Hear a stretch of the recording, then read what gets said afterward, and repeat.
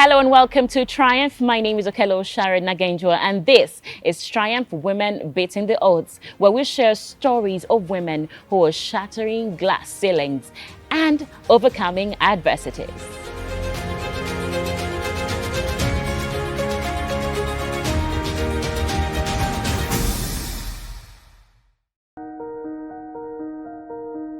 Today we have the incredible Dorothy Mwima Barrak, the visionary behind Queen Ma, director of Dennan Baby To Kids, and the founder of Wow Moms Uganda.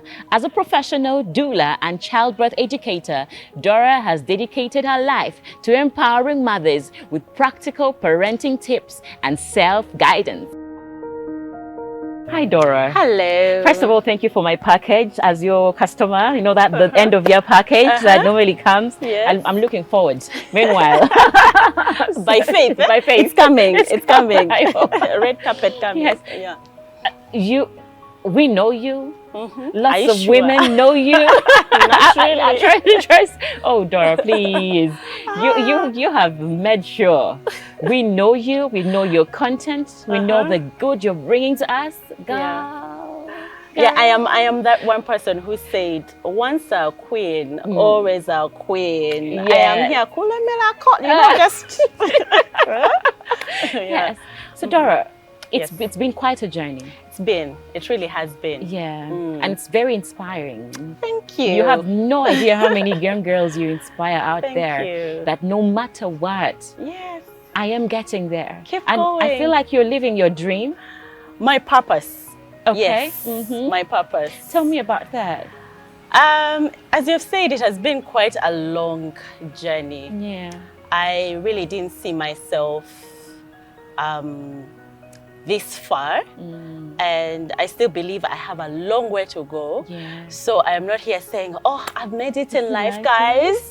This is it. Yeah. No. I'm always aiming at becoming a better version of myself. Yeah. So the journey publicly started out as when I was crowned Miss Uganda in 2008. And boy, I thought it's going to be a walk in a park. I mean, I am Miss Uganda. Yes. So every dream, every passion that I had, I thought it's going to be a yes.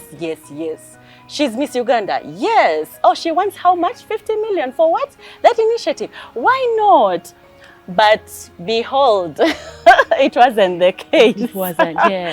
It wasn't the case. It was more of like, okay, so what are we gaining out of that? So how much am I? So, and I was like, excuse me, this is all for a good cause. Yeah. What do you mean? What are you gaining out of it? So, yeah, when I realized that this is a vision that God has given to me and not everyone else, I reached a point I was like, you know what, I can't really force this down everyone. Let me use the gifts, the talents, and the platform that God has given me to, you know, fulfill my purpose and walk in my purpose. So that's when I got into business, because I was like, God, bless the works of my hands. Then from that, I will get to, you know, do all these initiatives. Okay. Yes. So I am a co-director at Dennan Baby To Kids. Okay. And we provide everything, the essentials, the luxuries, you know, for newborns, for moms. Then during COVID, I launched Queen Ma. You can imagine. When everyone was like, what is happening? What's going on? I saw a loophole and I realized that moms were not taken care of holistically. So I partnered with different companies, and then I launched Queen Ma. It's a brand that is dedicated to redefining motherhood with the products that we produce and have out there. So Dora, when I was trying to find out, when I was trying to ask myself, so she has said so much. She has done so much. What am I going to talk to her about? Yes. I'm a very easy person to talk to. Like, what am I going to talk to her about that people don't know yet? Yes. And then I come to Dora as a queen. Yes. people have a perception of queens, and you have beaten that. Yeah. Cast it aside. Yes. Yeah? Yeah. How? First of all, I was the first youngest Miss Uganda, because I was crowned when I was just 18. I was literally a baby. Yeah. And I was the first Miss Uganda to officially get married. Yes. Yeah. And that has really like inspired, like, oh, actually Miss Ugandas can get married, or Miss Ugandas can actually have homes, Miss Ugandas can actually raise kids, Miss Ugandas can actually give birth to so many kids. Yes. That is me, mother of 6. So I think I wouldn't want to really come out and show off and say, I am the best of the best. Yes. No. But it was always my dream to leave a legacy behind. Yeah. When I'm gone, I want to really leave a legacy behind, a name behind. Yes. And I knew Miss Uganda is just 15 minutes of fame. Yes. It's just 1 year. Yeah. And there's so little that you can do in 1 year. Yeah. So it was more of, this is my platform. What's next? What can I do next? What can I achieve? What's my passion? And just keep on going regardless of the challenges. You are, I don't want to mention the company, hair yes, darling. hair company. Yeah. And then you are, the next minute you're advocating for cancer. Yes. And then you're having the celebrity charity football matches. Yes. Initiatives for incubators. And it has all been about supporting mothers and newborns. And at first, when I was Miss Uganda, the passion was there. Yes. But it's until I became a mother, at the age of 19, when I got pregnant, that's when I was like, okay, when my son was hospitalized for 4 days after his birth, he got jaundice. So I was there in the hospital with other young mothers, and I was seeing some of them not having basic needs, and the stories, and I was like, oh my goodness, I think I'm in this place to actually pick out something and to focus on this, the challenges that mothers go through. And with that, now that's when the foundation, the Dorothy Mwima Foundation, comes in. Yes, I always tell people, there's no way you can do something when you have not gone through it. Exactly. Yeah, it's a little bit hard. That's God's way of giving us empathy for that particular environment, that you go through this as a teenage mother. So then you're empathetic about other teenage mothers. True. Let me give you. Let me first just hit the nail. What is the most challenging thing you've ever been through? The most challenging, well, there are quite so many challenges that I've gone through. But I think the most was when we relocated from Uganda, and my husband was relocated to work in Burundi. And I had to give up my business. I had a salon business on Kampala Road. And, give out my life, because, this was home, family, relationship, friends, business, and we had to relocate. It was more like a sacrifice. And it was challenging because I have itchy feet. I can't be somewhere and I'm just doing nothing. Like, even though I am just relaxing, I will do something. That's me. So being there, and I had to really just enjoy my family, enjoy home, and be a mother, which I'm still doing, but the business part of it wasn't there.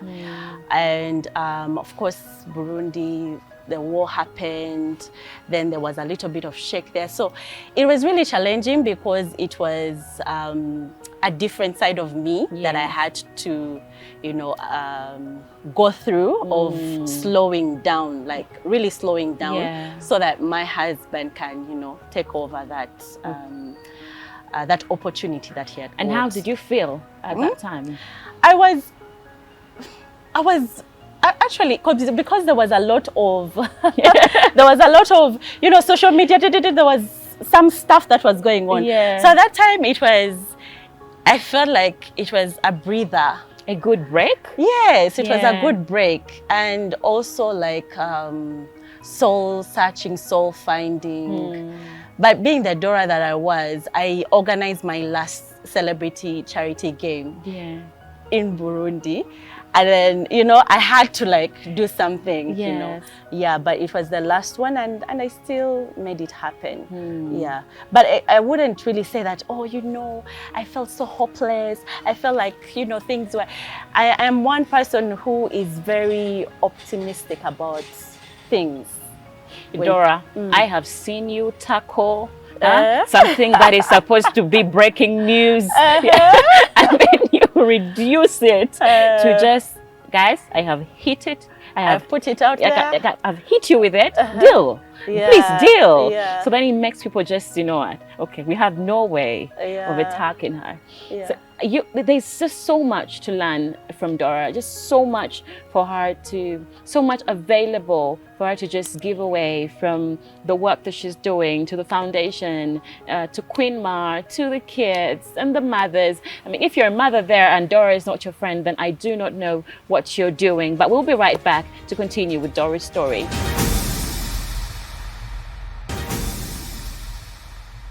Welcome back from that short break, and for those who have just joined us, my name is Okello Sharon Nagenjwa, and I'm here with Dora Mwima. Remember, this is Triumph Women Beating the Odds, where we share stories of women who are beating the odds. And oh yes, Dora Mwima, that one, yeah, the famous one, Dora Mwima has beaten the odds.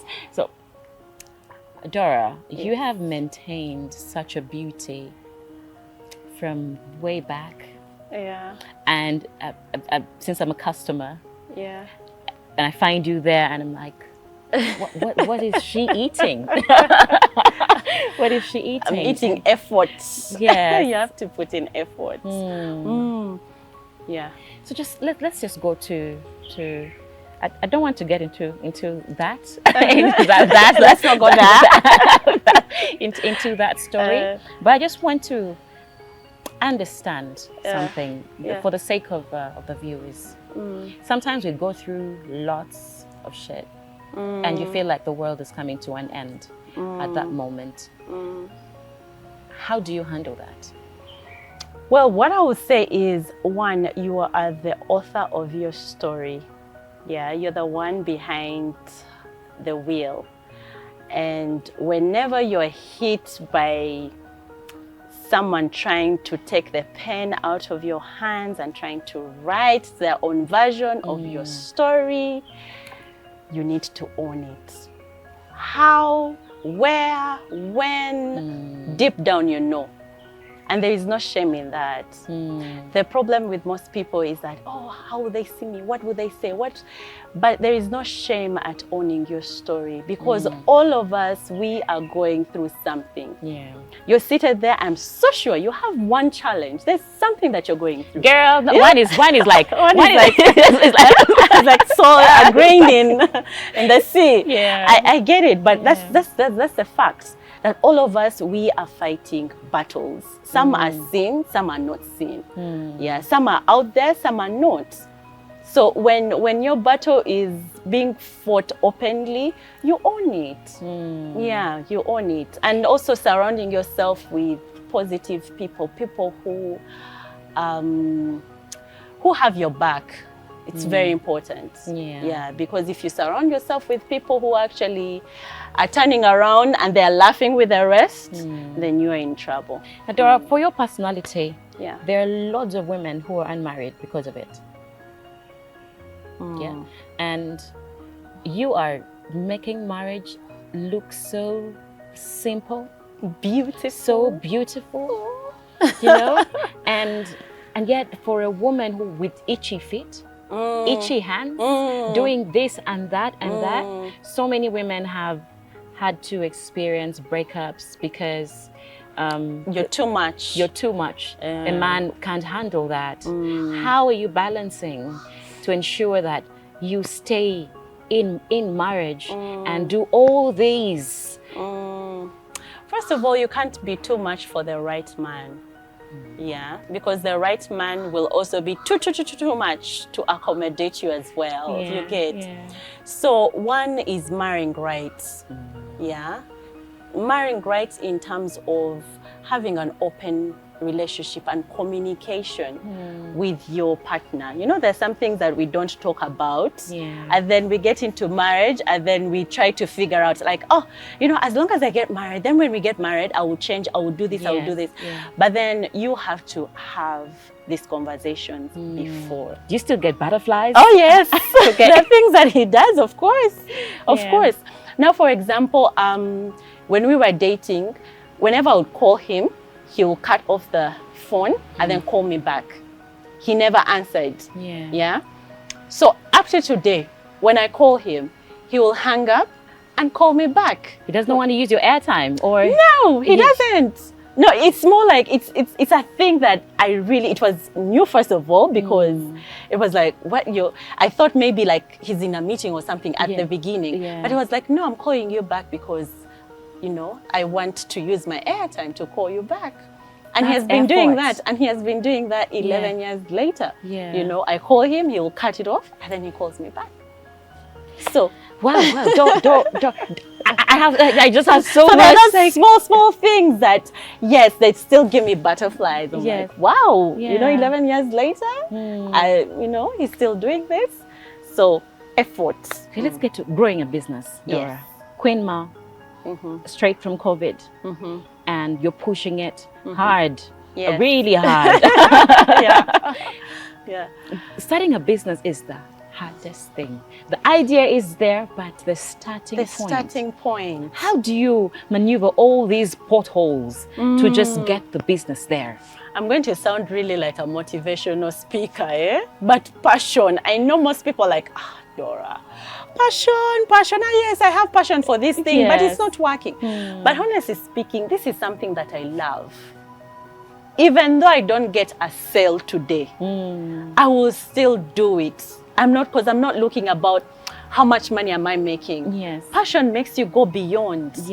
It makes you look at that individual, like you are holistically serving your clients. So when a mom comes in and says, Dora, I want the lactation tea, I'm not just saying, oh, here's the product, take this. I'm like, why are you having the challenges with lactation? How was your birth like? You know, are there any stress factors? So that comes to me effortlessly because I know for a fact that it's beyond just the product. So we need, for me, I got into it because it's what I love. Come rain or sunshine, I love mothers. I love, you know, getting solutions for them, making this journey easier because I have been there. I know what it means walking this journey without anyone by your side, without someone reminding you that you're beautiful, reminding you how amazing you are. You know, you are co-creating when you get pregnant and how that is so supernatural, you know? So I believe that when you get into a business that you love. Don't aim at becoming, oh, I want to be like Dora, I want to be like so-and-so. No. You being and existing in this world is something that is miraculous. So aim at becoming better. Every single day, I want to be better. And I'll add to that, you don't have competition. The only competition is yourself. Don't forget to join us next Saturday, same time. My name is Okello Sharon Nagenjwa, and follow us on our socials at Girl from Miami and at Triumph Women UJ. Ciao.